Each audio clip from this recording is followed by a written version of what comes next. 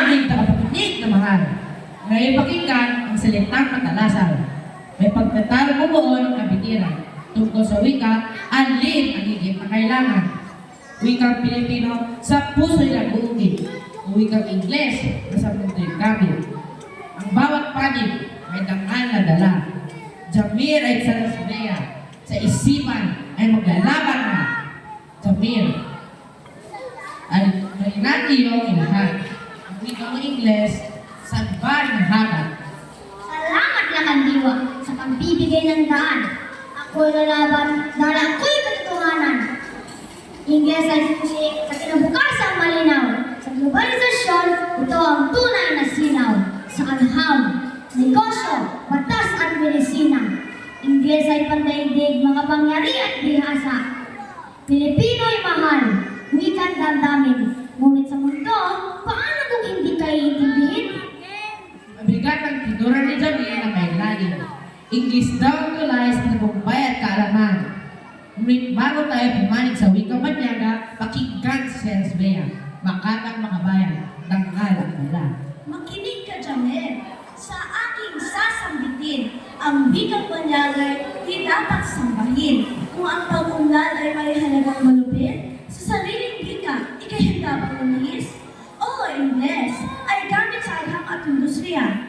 Ngunit sa puso ng bayan, nasaan ang diwa? Kailangan ng bihasa. Talino'y walang duda, ngunit kaluluwa'y bayaga. Laging salamat sa diwa. Sarasbea, tinaikay nakalimot. Kung walang Ingles, paano aabot sa tulato? Paano makikipagsabayan sa mga dayuhan? Kung panay opor magandang araw ang laman? Wala kong laban sa damdamin mga bayan. Ngunit dignidad ang dapat kong pagtuunan. Hindi sapat ang pagiging makawika kung gutom at sikmura walang oportunidad sa eskwela. Jamil, huwag mong maligin. Ang bilang mo hindi hadap sa hangalan na binawa alin. Bakit kailangan iwagsi ang sarili nating diwa?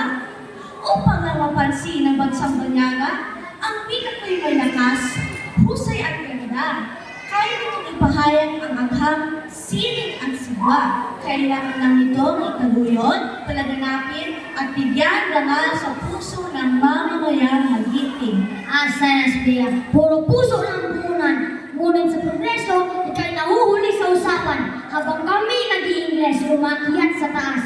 Ikay naman nasa likod, huwag kang bibig gasgas. O Jamil, huwag kang magpalinis ng mataas. Ang wikang Banagay, di sugatan ng halas. Ang tunay na talino'y kaya ipahayag sa sariling wika. Di yung nagpapagabla, pero pag Tagalog, utal ang bansa. Sandali. Ating pag-ibayawin. Labanan ay lalong iye at sigla ang dalhin. Ngunit tandaan, di ito upang mag-away. Kundi liwanagin kung alin ang higit na tunay. Ngunit bago matapos ang pagtatalo nating mahal, pakinggan ulit panalita ng bawat panig. Gusto niyo lumipad, sumabay sa mundo, Ingles ang pagpak ng tulong sa'yo. Maging handa, maging matalas, maging global sa isip, upang tagumpay at manigit na mabilis. Ngunit, kung nais mong manatiling matatag ang pagkatao, wikang Pilipino ang dapat itaguyod ng buo. Ito'y hindi hadang, kundi gabay at ilaw. Sa puso ng lahi, ito ang tunay na dangal. Tapos na ang palitan ng matatalinong tinig na sa pusong diwa ay tiyak na pumingin. English man o Pilipino, may kanya-kanyang saysay. Gamitin sa wasto, sa dangal at tunay. Tayo Pilipino, huwag kalimutan. Sariling atin ay dapat ipaglaban. Ngunit buksanin ng isipan sa dibdib upang tagumpay at dulo ay maging matatag na haligit si sa huli ng giliw naming tagapakinig. Kung nag-isang isipan, kami galak ng apil. Sa dalawang makata, tunay na kahanga-hanga, mabusi at galing. Masigabong palakpakan ang aking muling dilim.